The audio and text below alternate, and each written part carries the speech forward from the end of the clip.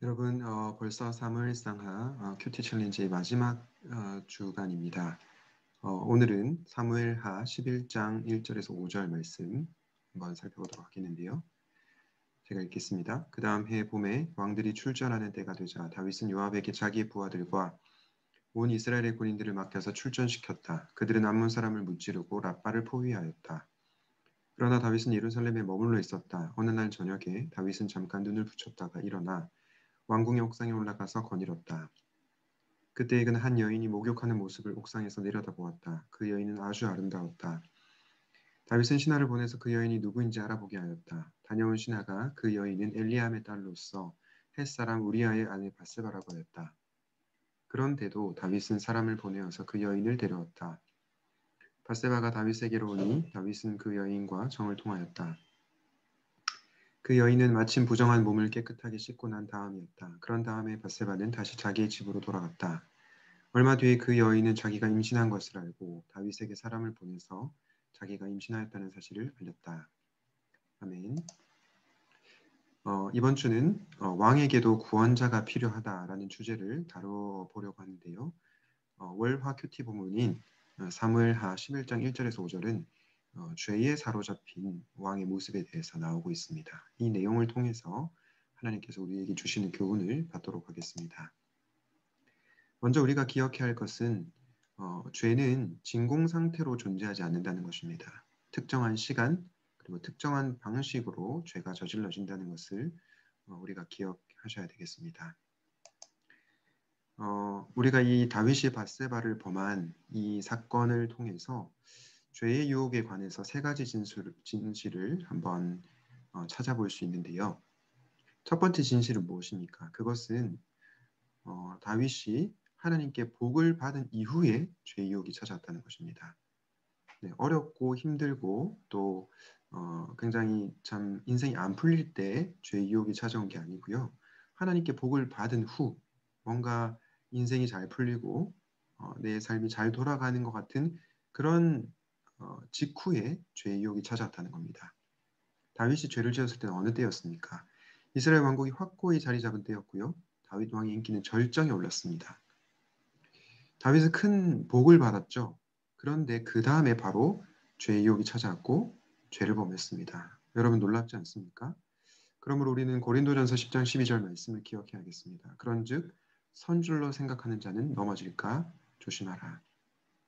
여러분이 하나님의 복을 받은 이후에 죄의 유혹에 빠지지 않도록 늘 영적 예민함, 영적으로 깨어 있기를 바랍니다.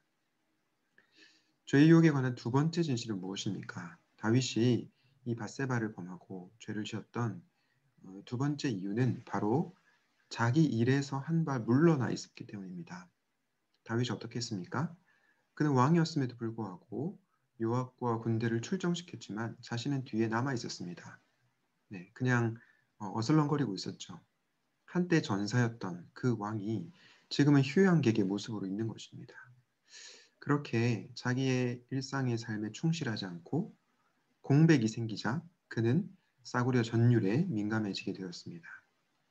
여러분 이것을 통해서 우리가 알 수 있는 사실은 무엇입니까? 많은 사람들이 이 권태로울 때 뭔가 나태할 때 죄를 범하게 된다는 것입니다. 사랑하는 여러분, 여러분은 나에게 주어진 일상을 성실하게 살아가고 있습니까? 우리는 일상의 삶 그리고 자기 일에서 한 발 물러나 있지 않고 자신에게 주신 소명, 그 소명의 길을 변함없이 걸어가야 할 것입니다. 그래야 우리가 죄의 유혹에 빠지지 않을 수가 있습니다. 죄의 유혹에 관한 세 번째 진실은요. 다윗이 사실은 죄를 짓지 않을 수도 있었습니다. 그런데 왜 다윗이 죄를 짓게 된 것입니까? 마지막으로 바로 유혹의 자리를 피하지 않았기 때문입니다. 여러분, 다윗이 밧세바가 목욕하는 장면을 보았다 하더라도 거기서 멈추었으면, 거기서 돌이켰으면 죄가 일어나지 않았을 겁니다. 그러나 그는 거기서 멈추지 않았죠. 계속해서 밧세바에게 관심을 보이고 그 결과 그는 죄를 범하게 말았습니다. 사랑하는 여러분, 우리가 유혹의 자리를 피해야 죄를 짓지 않을 수 있습니다. 대표적으로 유혹의 자리를 피했던 구약의 인물 중에 누가 있습니까? 요셉 있죠. 보디발의 아내가 요셉을 유혹할 때 어떻게 했습니까? 그 여인이 그의 옷을 잡고 이르되 나와 동침하자. 그렇게 했을 때 요셉은 자기 옷을 그 여인의 손에 버려두고 밖으로 속히 나갔습니다. 유혹의 자리를 재빨리 벗어난 거죠. 우리도 이 요셉처럼 유혹의 자리가 찾아올 때 재빨리 벗어나야 하겠습니다. 여러분, 순진한 그리스도인들은 이렇게 생각합니다. 나는 죄와 싸워 이길 수 있어. 설령 유혹의 자리에 있다 할지라도 나는 넘어지지 않을 수 있어. 이런 얘기를 하는데요. 정말 순진한 것입니다.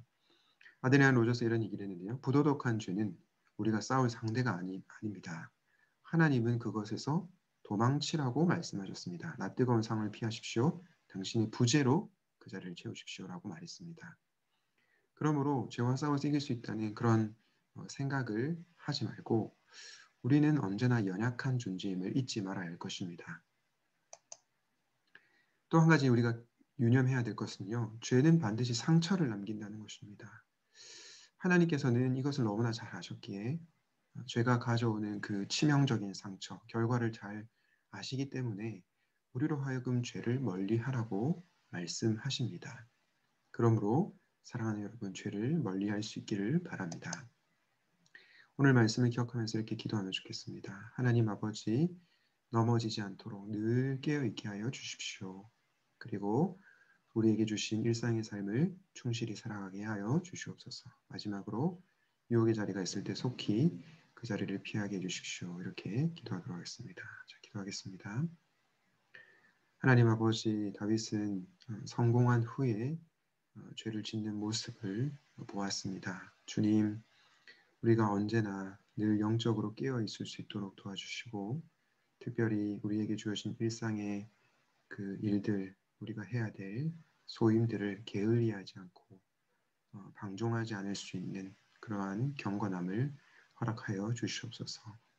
혹시라도 우리에게 죄의 유혹의 자리가 찾았을 때 그것을 속히 벗어날 수 있는 용기를 허락하여 주시고 죄로부터 멀리하며 주님이 기뻐하시는 삶을 살아가는 저희 모두가 되게 하여 주시옵소서. 이 모든 말씀을 죄를 이기신 예수 그리스도 이름으로 기도하였습니다. 아멘.